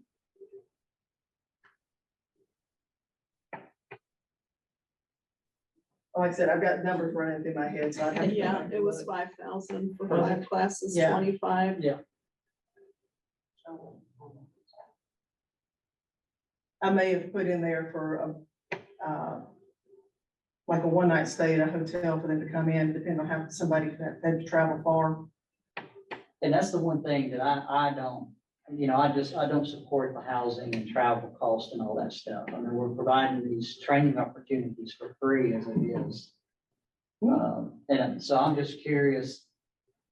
I'm not against the classes, but just the cost of it is Right. kind of stood out. All right, I can take a look at it and see what I built in there for the budget. And, if we wanted to take the housing out, that would just mean more classes versus, And then the other one was the instructional preparedness course. Y'all were only doing 4 of those? we actually did, this past year, we did 2 of them on the budget for GTC. And JIMSA actually funded 2 more classes because we did one in all 4. We went to Rome, we went to Savannah, we went to Middle State, and then we went over to between Region 2 and Region 10. And those are 2-day courses? Those are, actually, there's pre-course work and it's 4 days. Okay, It's and the are y'all paying for courses. housing on those? We do, because it is 4-day courses. It is a course, one of the very few courses that is approved by the State Office of EMS for somebody to get their any level of EMS instructor credentials. Number 13. So my question is, if you eliminate the housing and travel costs or whatever is in there, can you not do 10 of those for the same amount of money and do 1 in each region? And that way there should not be a travel or overnight stay incurred. Does that make sense? It does. And maybe do 1 in every region? I would have to look at the budget. We've got instructor cost in there. You've got housing instructors, because the instructors aren't gonna pay for their own. Yeah, but I'm just talking about all the participants. If we're paying for hotel. You said it's a 4-day class, right? Right, it's a 4-day class. So I would think the majority of that money is gonna go for housing and costs and stuff like that. If it's, I would need to look. We could probably, because like I said, once you house the instructors, it's 2 instructors for the class. yeah, but I mean, y'all are doing it for students too. Right. Yeah. I would need to look at the budget. I've got so many. So other housing things and running meals through and my all that, yeah, that would be one thing that I would. I I would would disagree maybe with you on submit the that. budgets along with I would them disagree with you as on a that. separate worksheet on the worksheet that you guys submit for each of the courses, the budget. That would be really helpful, because I would suggest anything that you don't know the budget for should probably not vote on today, right? I mean, you don't have the information then to vote on. Well, I want to vote on the amounts, then we can go back and look at it. That might change column number C. That's, So in other words, if we do vote, and I would vote against changing that. As Well, far but as it could change the entire amount. But we saw these last week. Why did we not request that then? go with, Yeah, I but mean, that's all we were But here that's today. what we're Yeah, we all discussing. just, Whenever we have. I'm certainly think that the discussion is great. Yeah. My comment would be, if you say, okay, we don't pay the room fee for the students, which I disagree with, I think we should, on that one anyway, then we could put that in more areas. Yeah. So it's not the amount that you're talking about, it's the way they're spending the amount. That's what I'm saying. If we They told didn't them do our the, websites. all the costs, not Also the delivery. for housing and all that, then you could do, instead of 4, you could do 10 of them, 1 in each region, and eliminate the need for all the travel reimbursements or overnight stay, stuff like that. I see your point. Because the need is there statewide, not just in 4. I agree with you. I agree with you. Can I have better participation too? I'm not so sure that you'd yeah, have I better think you want participation participation getting from them away jobs, they from gotta pay home. for a room. Can I ask a question, please? Sure. So what do you do in region like mine, in Region 9, we're the northernmost region, and they decide to have the class down in Clinch County, and it's still a 3-hour drive? Am I gonna send my person down there for 4 days on a 3-hour drive there and back? So driving 6 hours to get to a 4-day class? Well, I think Huey's point was if they did more of them, we might do one in Region 9. Right. So you wouldn't have to drive that distance, but even if you look at Region 6, if they did it in Augusta, and I'm not gonna ask our people to drive back and forth to Augusta 4 days, so you still got some of that. But here's my point. We can try to dial down, and that would be out of here at 5 o'clock this afternoon, and that's not where I wanna be. Well, I'm just, look, this is my thing, and I brought this up, okay? If we're gonna do this, let's add more money to it, and let's rent everybody a damn car. I mean, people have to have some kind of involvement in this. That it can't just all be handed at no expense. That's where I'm going with this. I wanna see more people involved in these. If we do one in every region, I think maybe we'll have better participation. But if we're like, well, you can't expect somebody to drive 3 hours. Okay, well, I'm sorry. Now where do we get to where now we're gonna rent them a car because we don't want them to cut 180 miles on their car? I mean, that's the same thing as you're talking about regional grants. This can go wherever we're gonna go with it. I just want the money to go more toward training and not so much into paying the motel rooms and meals and whatever else we decide we're gonna put in there. You done? Yes, Okay. that's my box. You done? So, Yes. so can I talk for a minute? You want to interrupt? No, go ahead. Okay, thank you. So my point is this. I don't want to dial down through every one of these things. Correct. If we agree that the need is there, and that we agree that 14,000, whatever that is an appropriate amount of money, then maybe next time we can come back, because this is budget, this is not, and we can come back and say, okay, well, maybe they don't need to do that. Maybe they need to spend $14,000 this way. Is that reasonable? Sure. Okay. So what I'm going to encourage you to do is look at the money, because it's a budget meeting. And if there's money differences, then I'd like to get those out. And then vote on the money. And then if there's issues about how the courses are actually presented, whether we pay travel, which I'm good with, but I understand where you're coming from. So are we okay with Yes, that call? but I can't approve the money if I don't know what the money's going for, and that's why I asked. So I'm done. I just Okay. threw it out there. All right. You said you had a couple, you were. Yeah, I don't know if I don't ask for it. I enjoy the hell out of arguing with you. He just likes to be the one talking. Sorry, I He missed doesn't that. like anybody else to talk. Like you missed it too. What is the patient handling low angle? I guess maybe next time if we had, a little more description and kind of a budget background, but I had a couple that I was a little curious about too. And I think that's fair, because there's always a you enough group, too, with the turnover that I think you're asking good questions here, huh? So I got a compliment when I asked one. I know, I didn't hear anybody say that's a good Well, question. And guys, let me, Maybe I could have given you a compliment for stirring Courtney up. How about that? guys, let me remind y'all that the description, Red, you were quiet, so. Like Harris County has already reached out to me. They want us to put a course down there. because Harris County, they carry all of that stuff on their truck, and they actually have to do low angle roads to get people up, the education and all that stuff down there. And it's the very beginning roads that you can start doing stuff and going down to get to your patients. It's And like start going down. packaging and how you package them to bring them up. For Yeah, it's packaging and bringing people. It's a very good class. And I think what Kim's in the background is trying to say is all the description of all their courses are on the website. And as part of the scope of work, yes.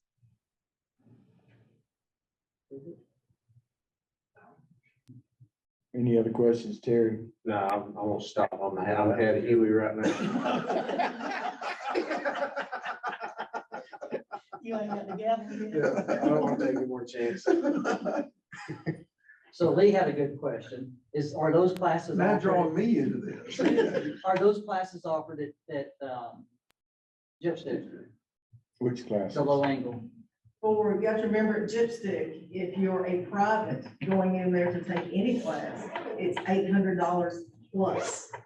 And so if National wanted to send somebody down there to take that class, $800. No, that's not they've never, since we contract with the county government, provide their Ah, EMS, they never They charged us. release that. Yeah. But low angles, anything, there's not a whole lot of EMS down there left at Gypstick. I know, that's the sad. So reality. they even booted us out, so we're not down there anymore.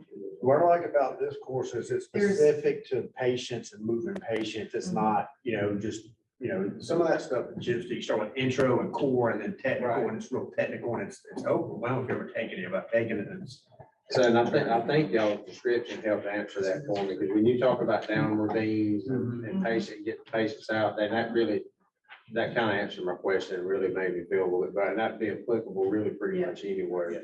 Yeah, we're taking EMS, we're teaching folks to take EMS to the patient, not bring the patient to the truck. So this is not a dollar cents question, but it's a question I got. I was looking through some stuff the other day and I got a thing and the PBS did a thing on Uvalde. And dang near brought me to tears how poorly that was handled from the get-go. And I did a little research, and the law officers in general do this alert training at Gypstick. We do TEEC training. I don't know how, and it's not a question about doing the classes or not, but I remain frustrated, like I said a while ago, with the left hand never knowing what the right hand's doing. And I would like for y'all to reach out to law enforcement and say, how does this mesh with TEEC? Are we teaching the same things they're teaching? Are we using the same terminology they're using? And if not, can we find a way to get together and if you don't train together, it's gonna look like Uvalde and that Marty, costs lives. Yeah, let me comment on that if you don't mind. The alert training, yes, it is the same type information. It is a much lower level. It is, of course, public safety, law enforcement geared. But one of the things that we're seeing and what we're trying to do is with our TECC courses, where we have people that originally sign up, that we push this out on the first run to EMS, of course, is the primary audience.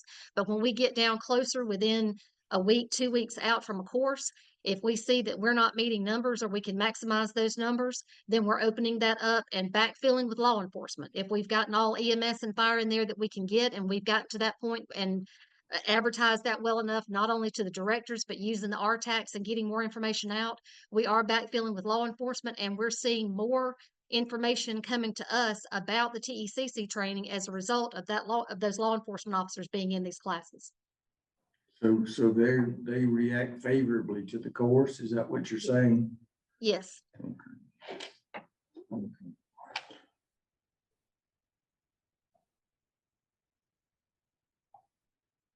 Okay. Thank you, Scott.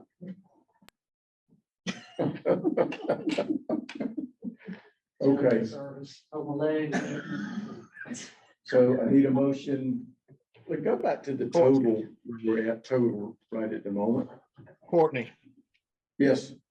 I I would like to ask, you know, this is the second or third budget that I've been part of, and I just wanted Kim to explain the fee, the admin fee, if she could, and because I know Dr. Boone, we just increased his admin fee. So I wanted to get her opinion on that and explain that, if she will. Well, first of all, technically, Tim's is not an admin fee, it's a salary, a contract salary for the work he's doing. So I understand your comment, but technically his is a salary. But Kim, you want to address that? Yes, sir. Brian, thank you for the question. You'll see on there, you'll see several of the categories broken down. I guess not on this one, but back in the other spreadsheet that Katie was showing, you have the 10% admin fee that's on part of these, and then you have some of those that are by course.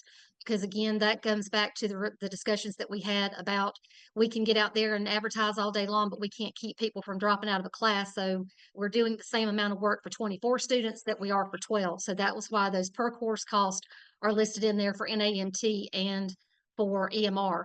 The one thing I can tell you is that we have not had any increase to the admin fee in over 6 years. The amount of work that we're doing now, as opposed to where we were 6 years ago, and the reporting that we have to do, and again, all of it I think is a good thing. It's helping us provide good data and better communication with us and Liz and Katie and doing everything this way. So I think we've got a really good system down, but it is very time consuming for a very minimal staff that we have. So that's my comment about that. It's been over 6 years since we've seen any change to that admin fee. So that's a fairly standard amount for an admin fee. A lot of foundations charge significantly more, some charge less. But it covers those, there's no way if you do something, you can keep up with every little thing that you do. And that's just a lump sum that covers those little incidentals that that's not directly related to the course. Does that make sense? I will just say in the other contracts we don't allow admin or indirect fees. This is the only one.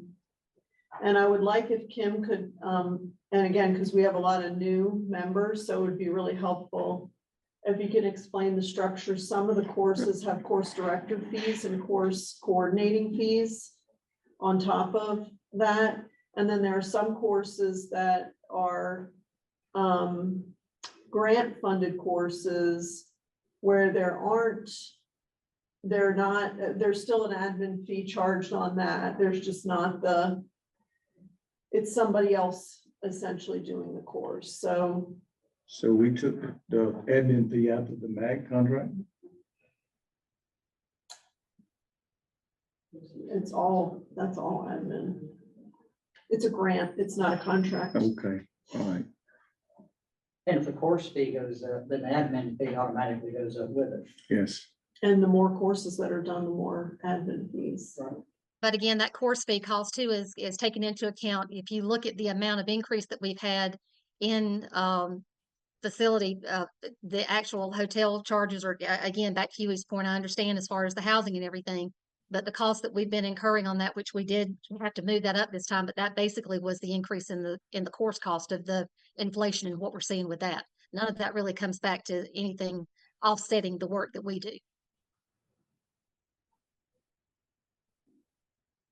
I go back to your point, Liz. You made the point about the course coordinator fees. Yes, some of these courses like the cadaver labs, the leadership program, TECC, some of these have coordinators that are responsible for basically the administration of that course. And Liz, you know, with the information that we're collecting that goes back into the mapping system, that obviously is pretty time consuming. So those course coordinators are having to take on a lot more responsibility of doing that.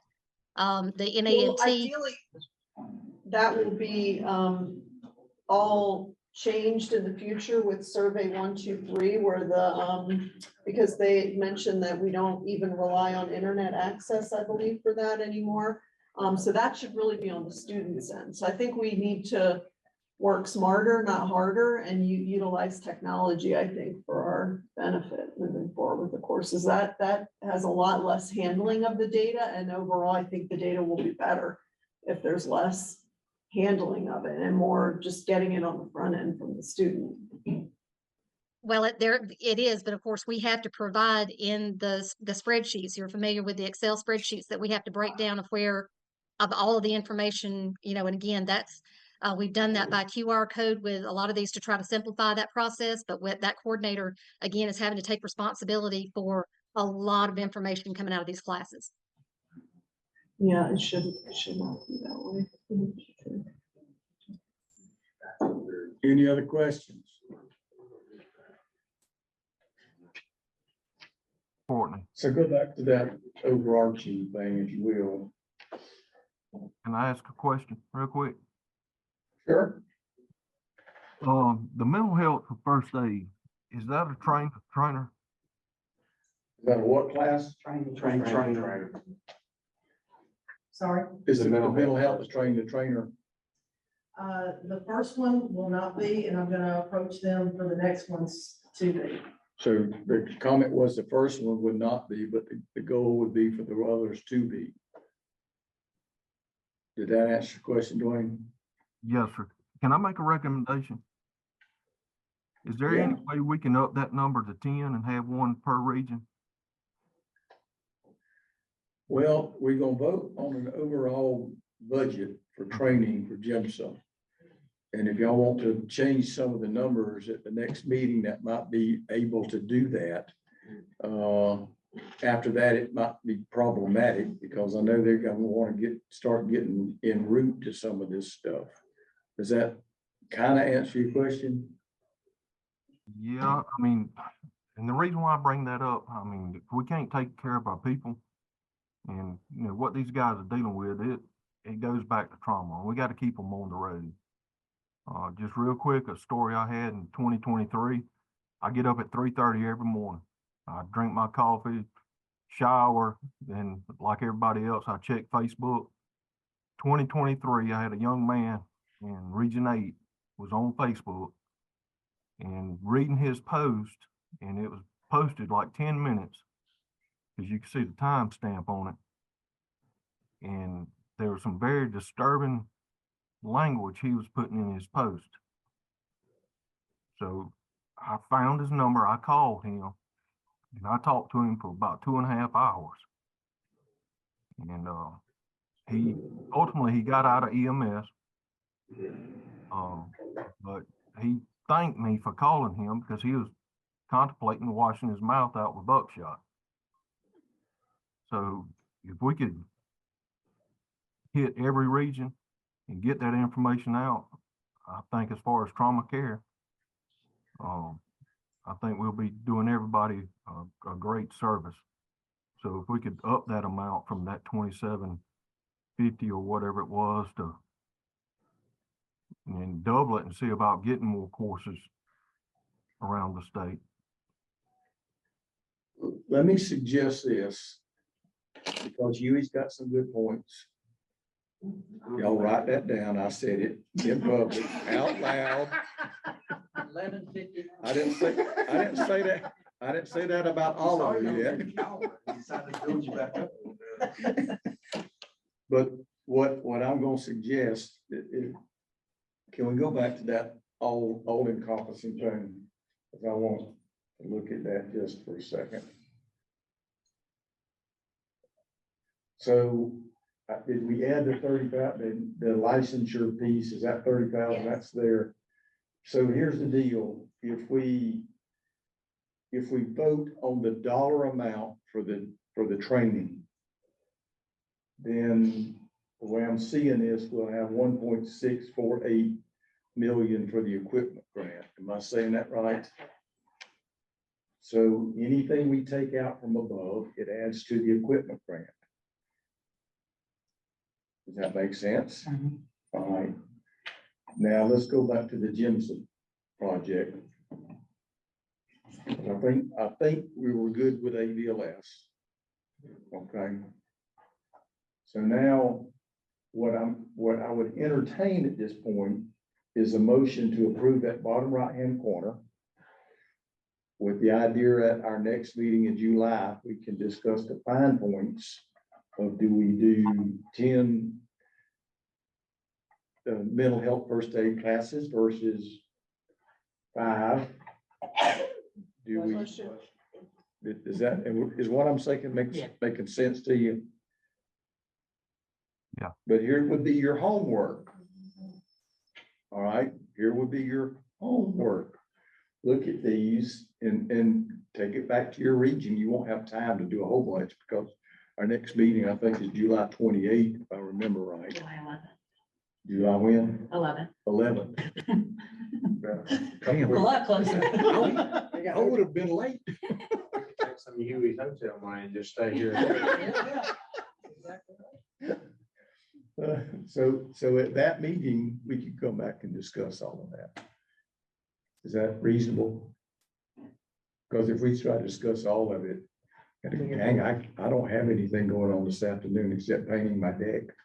And I'm not looking forward to that Well, anyway. I think line 13 and 19 are the ones we're talking about. And I think Kathy said that she could look at those and see. So, but I'm good with that. 13 and 19, so you want to take away the housing from. I think what we want to do is discuss, be willing to discuss it. If we could do more, if we took away the housing and just do more in each region, like 1 in each region, that's 10. And that way there would be a less need for people to travel this far. Right, and then, but I won't get into it, but That's there'll be right. some Yeah. questions. Yeah. So, Right, the next question is gonna just. Because that's be- what he just asked about the mental health thing, would be more classes and. yeah, Right, with the instructor, also think about, right now, Daniel Warren is the one that is teaching. So will the state, Daniel Warren, and then there's 3 others. So the question is, right now, Richard is letting him roam to teach some in those classes. Would he let him roam that much more? well, look into that, if you will, and so what I'm entertaining now is a motion for that amount on the bottom right-hand corner, just the dollar amount. Richard shook his head, yes. I got a motion, I'll second. I got a second. Any other discussion? All in favor would be, anybody against it, let me know. I'll eventually get that right. Anybody against the motion, please let it be known now. Hearing none, I declare that the motion passes. So unless I miss my guess, at this point, we have approved this budget. Is that correct? That's correct. Okay. Since we have approved the budget, and since that was the only thing on the called agenda, would entertain a motion to go eat lunch. Is it deal with this? What deals with the next meeting? Sure. Is there any possibility we can move the July 11th meeting?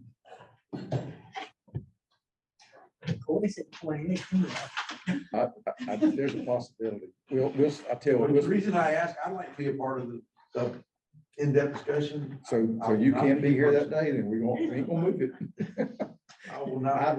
I will ask them to send out That would be wonderful. a poll, and see if we can. No, I'm find a gonna be better out date. of town too, but I was hoping I would get out of. I would probably get Prolonging shot. my You're not misery. I having fun would probably today. get shot if I got Thank y'all. Thank you for your participation, and I do appreciate the input. And, you know, at the end of the day, we're doing really good work for the state of Georgia, and I'm very proud of it. So y'all have a safe trip home. Have a good weekend. Thank you. Thank you. Oh, by the way, if anybody wants to hang around somewhere, I don't know where I'm gonna be, but at 1 o'clock, I'm watching a NHTSA webinar on trauma post-crash care. It's always interesting that the federal government calls it post-crash care, not emergency services. I don't understand. So we're post-trauma care now? That's what NHTSA is calling this. Well, I guess it's after the incident. so Yeah. we aren't focused- Isn't that us? We're after the gunshot.